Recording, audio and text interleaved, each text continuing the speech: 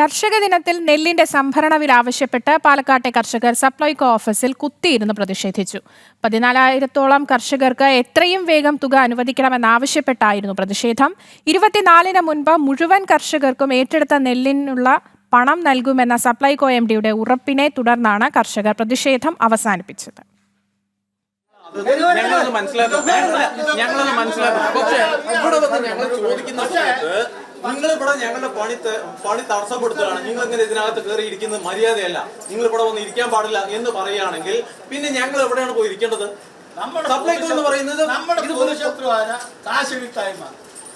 സർക്കാരിന് നെല്ല് നൽകി 6 മാസം പിന്നിട്ടിട്ടും തുക ലഭിക്കാതായതോടെയാണ് പാലക്കാട് സപ്ലൈകോ ഓഫീസിൽ കർഷകർ കുത്തിയിരുന്ന് പ്രതിഷേധിച്ചത്.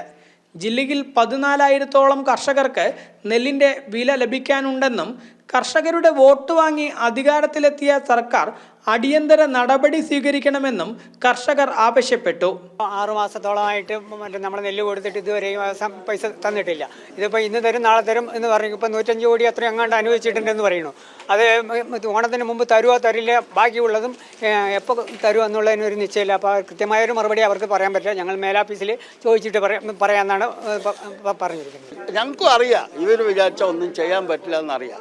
പക്ഷേ ഞങ്ങൾക്ക് ഓണത്തിന് മുമ്പ് എന്തെങ്കിലും ഒരു കാര്യം ചെയ്യാം. 156 കോടി ഉറുപ്പികയാണ് അത്ര ഇനി കിട്ടാനുള്ളതെന്ന് മനസ്സിലാക്കിയിരിക്കണം.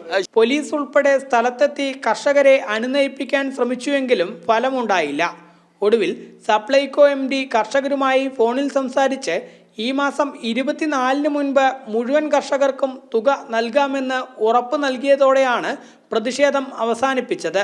ഓണത്തിൻ്റെ ഉള്ളിൽ പാലക്കാട് ജില്ലയിലെ എല്ലാ കർഷകർക്കും നെല്ലിൻ്റെ വില കിട്ടും എന്നുള്ള ഉറപ്പിലാണ് ഇപ്പോൾ ഞങ്ങൾ MDയും ഇപ്പോൾ മന്ത്രിൻ്റെ തലത്തിൽ നിന്ന് വിളിച്ചത്.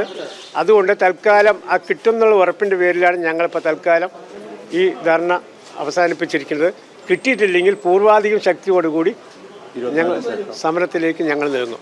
152 കോടിയോളം രൂപയാണ് സർക്കാർ കർഷകർക്ക് നൽകാനുള്ളത്. ഓണത്തിന് മുൻപ് തുക ലഭിച്ചില്ലെങ്കിൽ ഓണക്കാലം കണ്ണീർക്കാലമായിരിക്കും കർഷകർക്ക്. ജനം, പാലക്കാട്.